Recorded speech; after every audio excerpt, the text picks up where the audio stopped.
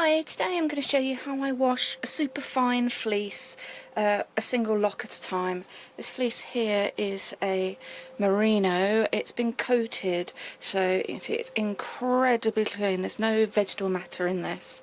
The very clean side is the butt side that was where it was cut against the animal, and the tips have a tiny bit of mud in, but most of that washes out, and the stuff that doesn't wash out falls out when it's combed.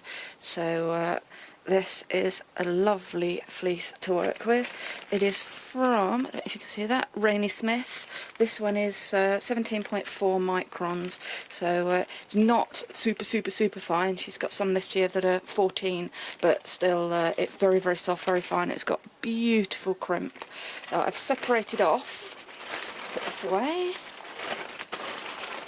I separated off about 20 grams because that's all I'm going to do today, and you can see I've done half of it already. This stuff at the front that is incredibly white, that's already had the lanolin washed out and is now drying. As it dries it'll spring back. You can still see a bit of crimp there, but that'll go really fluffy. The rest is here. I've separated it all into individual locks, and I only had this much waste, so it's very clean. I've got tiny little bits of second cuts here, so I'm very happy with that. So I have all my locks separated off into about that thick, so about the thickness of my finger. Some are a bit thicker, some are a bit thinner, but that's about the thickness. And I've got this kettle here that I've just boiled, so I'm pouring some boiling water into this little bowl and the rest of it into this larger one.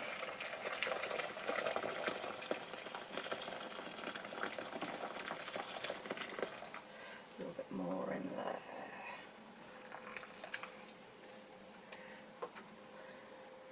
Now for my detergent I'm using this Unicorn Power Scour.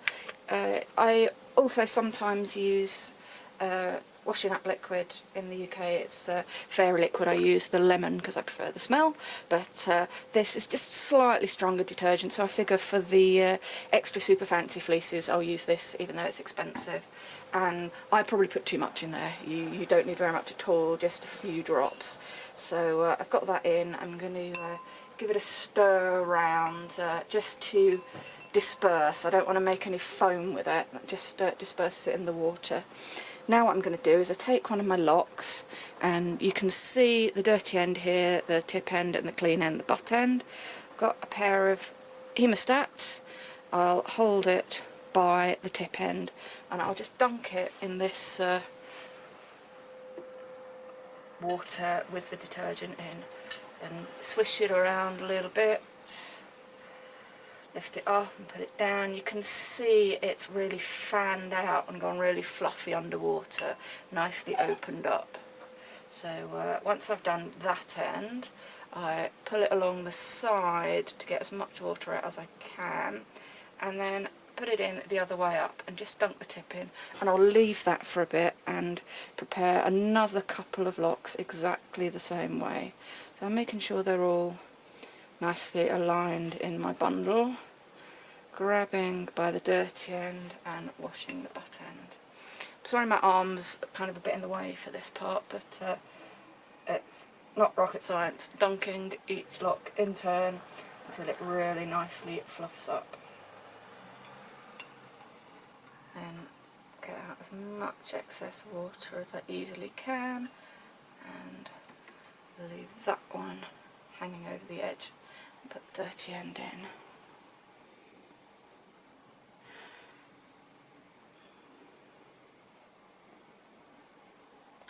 That one's got a loose bit.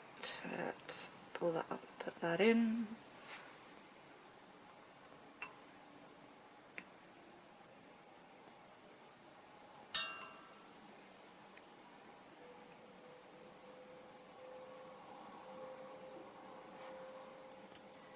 I have 3 locks, which fits nicely on the side of my bowl, and most importantly it means the outside edge of this one is cooled off enough now that I can touch it without burning myself. So I then grab that end with the hemostat and dunk that in, and you can see almost all of that mud has You see, almost all of the mud has come off. There's a tiny little bit, and that will come out on combing. So this one's now been washed. I'm going to put it in the clean water and rinse it. And this time I don't do it from both ends. I just hold the entire thing underwater with the hemostats, open and close them a little bit so water can get into the tiny bit they're holding, and that's it. And then drain and put on my towel, and do these again in the same order. Most of that mud is now off.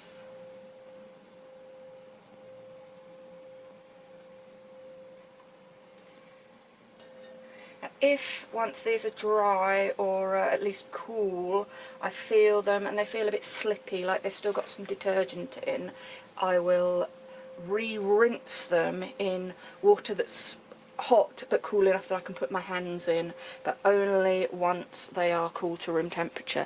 These ones over here, this one's now cold, so I know I can put that into hotter water without shocking it and felting it. I'd never put it straight from very hot to cold because that would shock it. And this doesn't actually feel detergenty, so I don't think it does need another rinse. But if I were worried, or if I was entering it in the longest thread competition or something where the weight really mattered, then I may give it another rinse. And then that's all there is to it. Once I am done with this washing, I will roll the towel up and squish it to get as much excess water out as possible. And I may put the locks on a clean towel to let them dry even quicker, or I might just leave them on this one.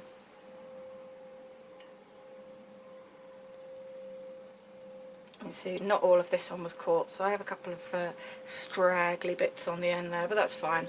I'll just put that down on the towel, and when that dries, that'll be far easier to figure out which bit goes with which lock.